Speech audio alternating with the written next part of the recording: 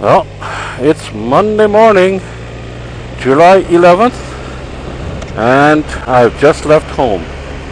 On my way to the BMW MOA Rally in Hamburg, New York. I expect to arrive there in 3 days' time. So this is day one. I'll be riding all Monday, all Tuesday, all Wednesday.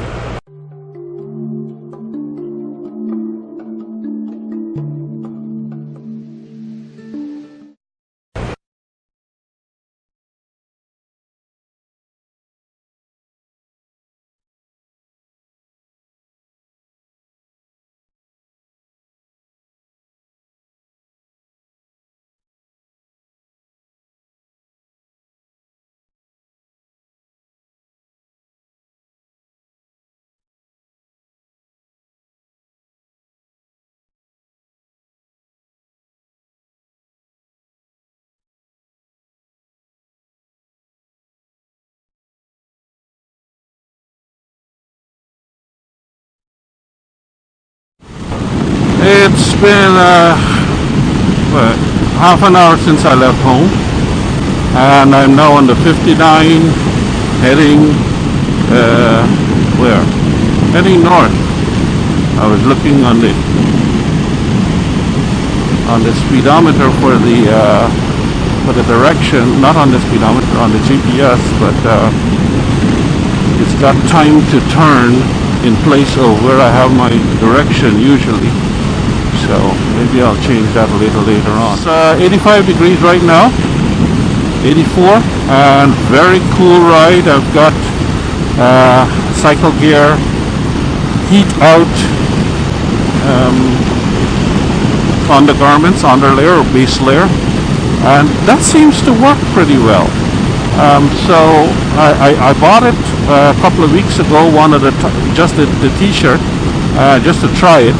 And it works. It works better than the 100% polyester shirts that I've been wearing.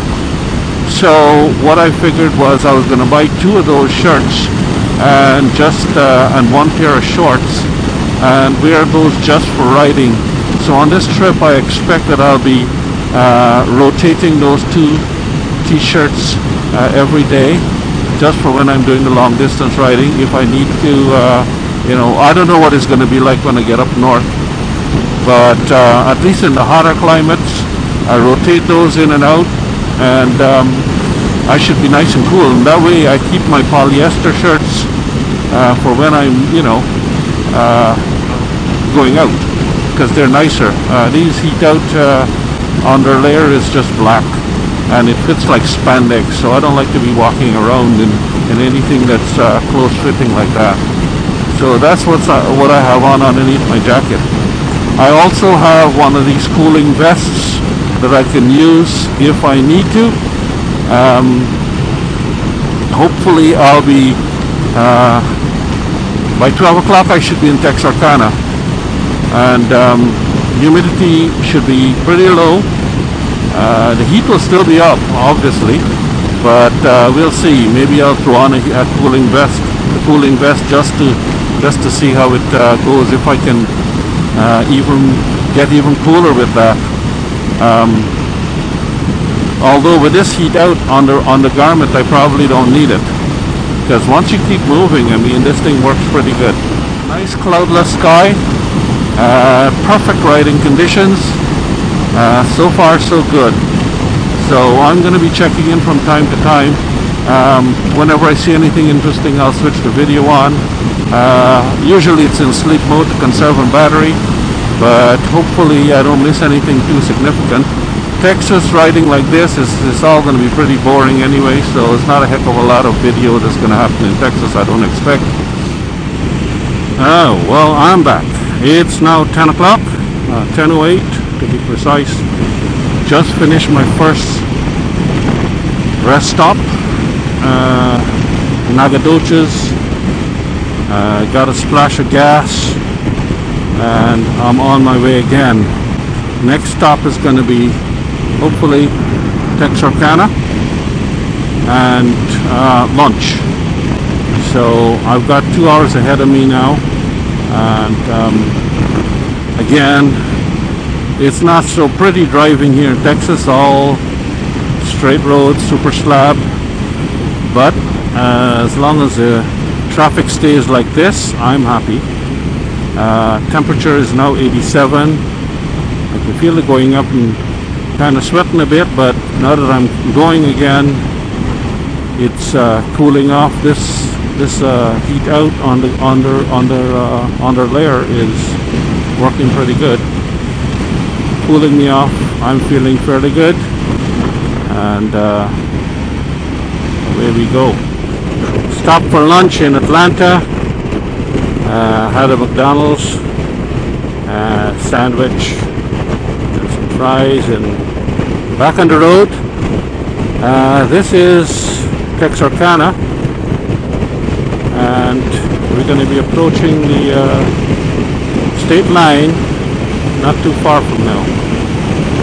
Just wanted to turn the camera on so that to record the event. Temperature right now is it's a warm 94, but it's not that humid. That's the beauty of this. It's not that humid, so it's actually quite comfortable. I don't have my cooling vest on. I decided to well, the McDonald's wasn't, the bike was kind of far away, and I didn't worry to get the cooling vest done up. Maybe tomorrow I'll try it. Today I'll persist with the heat out on the layer. There's the sign for Texarkana. And according to the GPS, I should be getting there in 4:16, but I've got another stop in a couple of hours, so that's going to probably make it 4:20, 4:30 when we get to the, barring of course any kind of a rush hour traffic, when we get to the hotel to Arkansas. There it is, the natural state. So, for the first time in its life, this bike has been out of Texas. Onward and upward. There we go.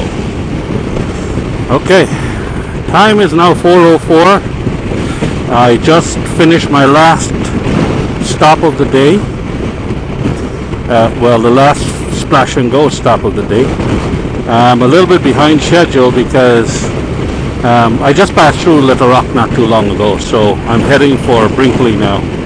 But traffic is a little bit heavy, as you can see. And so of course I stopped at this Shell gas station, and I started, there was a chatty Harley guy who was having a little problem with his pump. So he started to talk a little bit, but I managed to shake him while I was pumping gas. And then I moved the bike off to park it to go inside to take a leak. And of course there's another guy coming, and he asked about the bike. Now this guy, I could tell right away he's a Brazilian. So, thanks to Mr. Brazilian, I'm probably about 20 minutes behind schedule, because you know Brazilians, they love to talk. So this guy started telling me about all the problems on his bike. He's a trucker, he's a truck driver, and he's got his bike in the truck right now. It's a 2003 Suzuki Bandit, and he says he loves his bike. It's a 1200cc bike, 4-cylinder. He says when it rides well, oh, it's wonderful, but when, I tell you, when it's giving trouble, it's a piece of crap. So he started to tell me all the design flaws in this bike. So man, and of course I'm standing up outside, and the freaking temperature is 95 degrees outside, and I'm standing up in all my gear, and I'm waiting to go inside to pee. Nice guy though. So I tell you, you meet all kinds of people when you're on the road on a bike. Nice chat. He was showing me a video, actually, he just got from Rio, where they're actually having gunfire in the nights in the favelas, gunfire between the army, not the military police or the federal police, but the army, he says. The people in the favelas are shooting the army. They don't even respect the army. And they've got big problems ahead of this Olympics. And I don't know what's going to happen. And on top of the Zika virus, they've got all of this, problems with security and safety. So it's not going to be good. But anyway, so we talked about that for a while. And then of course he gave me the full story about his bike. So anyway, so the new time of arrival at the hotel is 4:50, which is still good. Give me a chance to settle in and all of that, and then go get something to eat and then relax.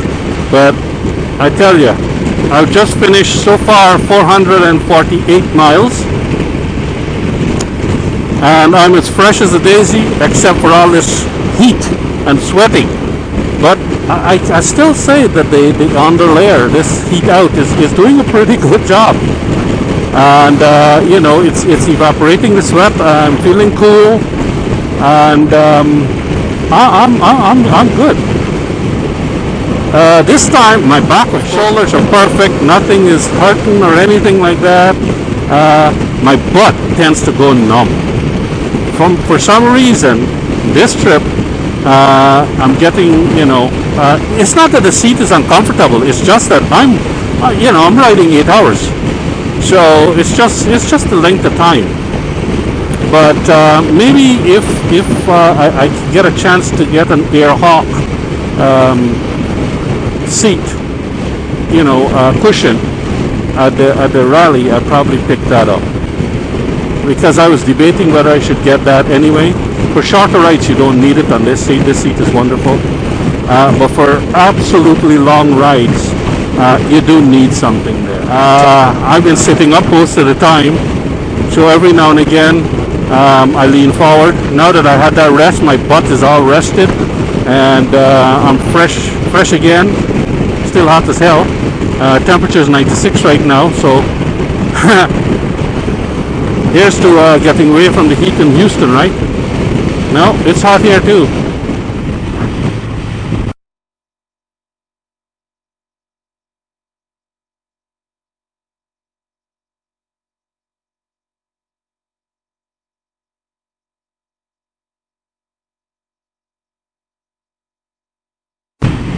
Okay, turn left. Pancake House. Waffle House. Interesting. Okay. Oop, this car's coming. I guess I should stop.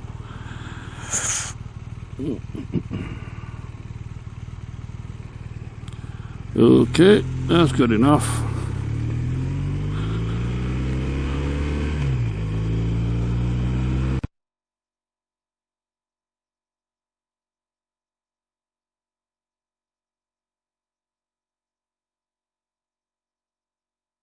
A Shell gas station, not that I need much gas. I just got gas 45 minutes ago.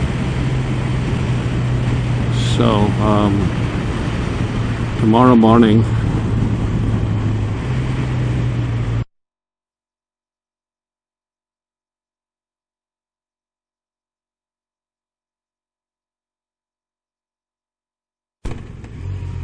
there's nobody here. Oh.